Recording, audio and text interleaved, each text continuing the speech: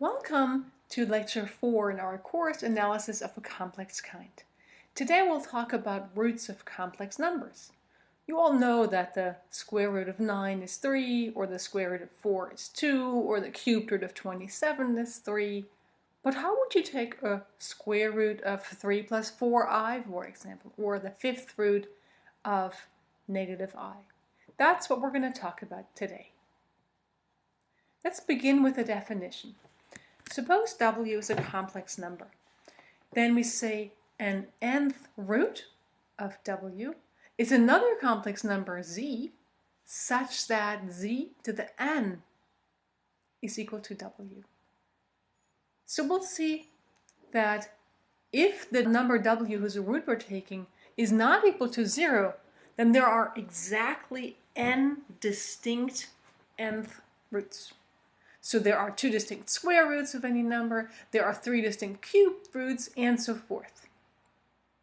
And how do we see that? We use the polar form for w and z to show this.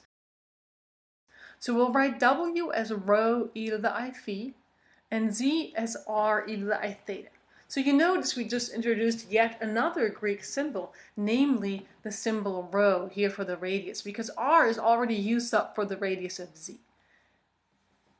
Now, if we use these notations, then z to the n equals w, that equation, that defining equation for being an nth root, that equation becomes, if we write instead of z, r e to the I theta, then we get r to the n e to the I n theta by the rules of how to manipulate this e to the I theta is equal to w, which is rho e to the I phi. So if you compare these two complex numbers in polar notation, when are two numbers the same? They're the same if they have the same distance from the origin and their angles agree modulo 2 pi.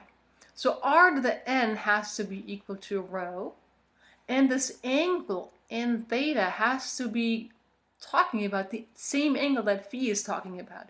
So in other words, they can differ by 2 pi or by 4 pi, but they can't differ much other than that.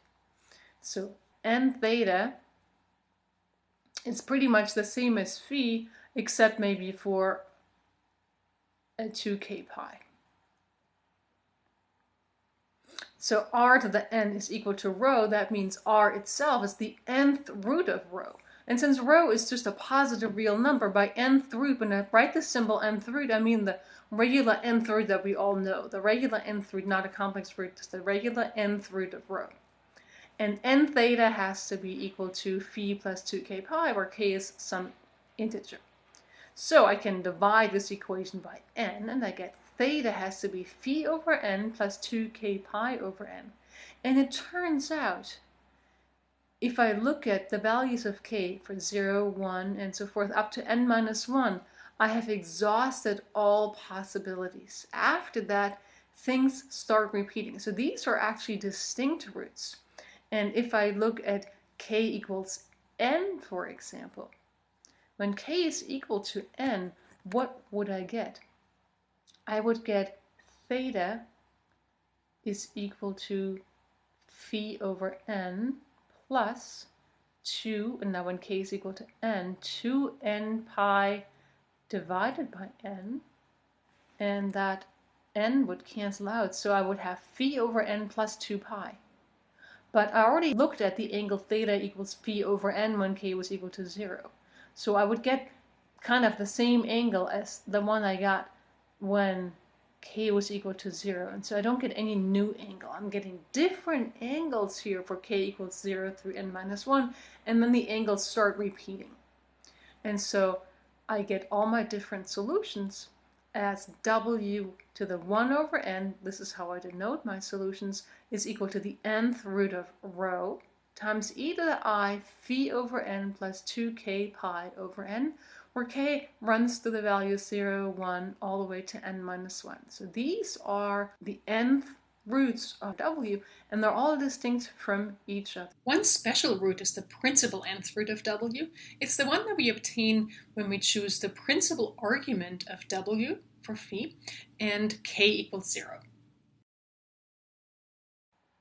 So here again I wrote down this formula we just found. If w is of the form rho e to the I phi, then the nth roots of w can be found with this formula for these n values of k. So let's find the square roots of 4i as an example. So first of all, 4i, we need to bring that into this form, in the form rho e to the I phi. So we have to figure out what's rho, what's phi. Well, 4i is 4 times, and instead of I, we can write e to the I pi over 2. We discovered that during the last lecture. And so in other words, this rho is 4, and phi, and a possibility for the angle is phi is pi over 2. And we want to take the square roots to the second roots, so n is 2. So now we have everything we need to plug into this formula. So we find 4i to the 1/2 is equal to the square root of 4 times e to the I.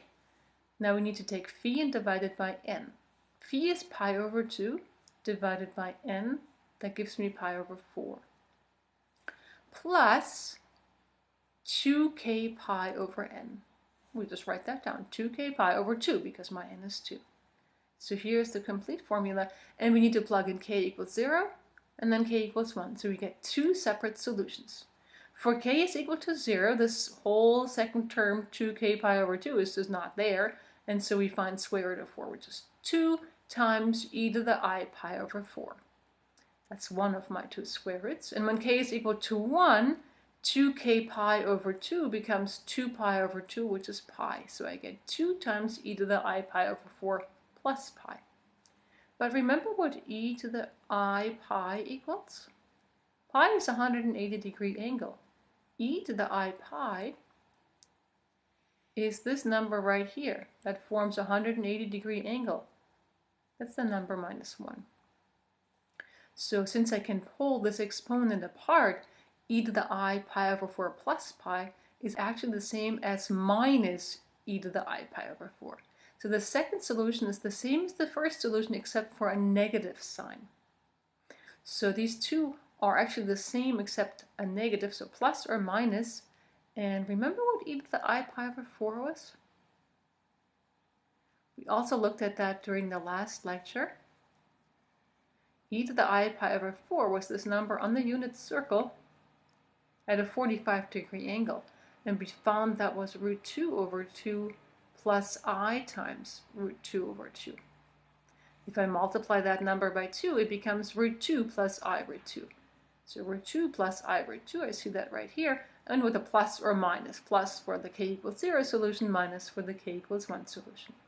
So in a picture, I'm drawing a lot of pictures here all over the place, the square roots of 4i, where are they? 4i is kind of far up on the y-axis. I is here. The square roots of 4i are at distance 2, so on the circle of radius 2. And at a 45-degree angle. That's one of the square roots. And the other one is over here. So these are the two square roots of 4i. And in coordinates, they are plus or minus root 2 plus I root 2. Let's do the same thing for the cubed roots of -8. First step again, we have to write -8 in polar form. Well, it's not just -8, because the polar form has to have a positive radius right here. Well, the radius of -8, the norm of -8 is 8.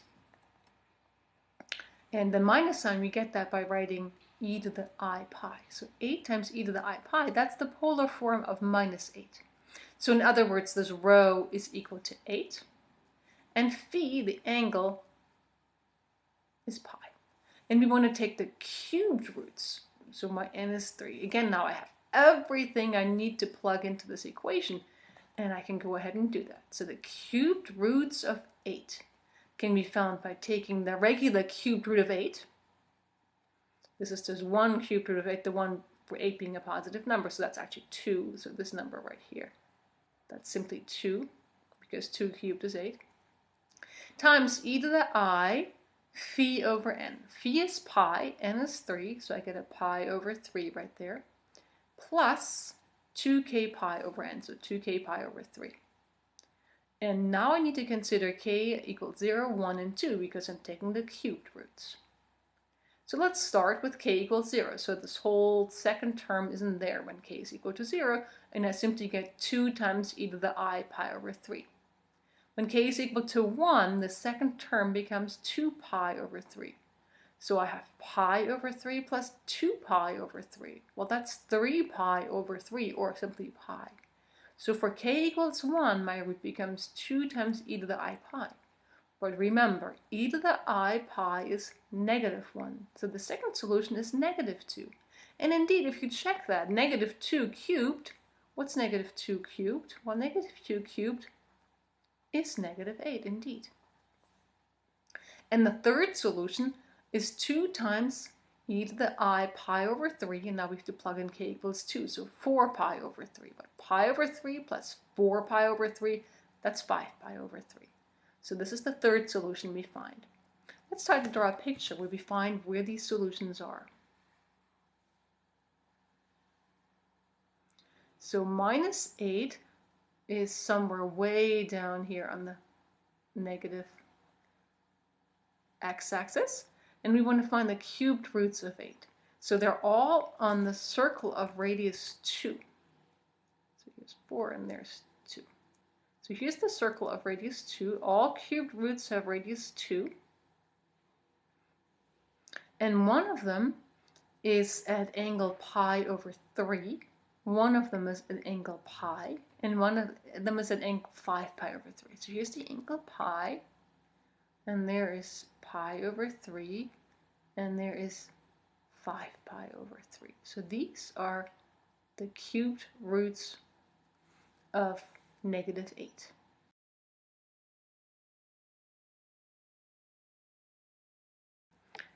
Just a quick other definition. The nth roots of the number 1, those are called the nth roots of unity, because 1 is kind of a unity. So what do those look like? Well, the number 1 is in polar form 1 times e to the I times 0, so the angle is 0. So if we plug that into our formula, we get the nth roots of 1 is the regular nth root of 1, which is, well, just 1, times e to the I, phi over n, phi is 0, so 0 over n, plus 2k pi over n. And k runs from 0 through n minus 1. So replacing the nth root of 1 here, just with the number 1, I get e to the I 2k pi over n. So these are the nth roots of unity. And again, let's draw a picture to understand what they are. So this time, 1,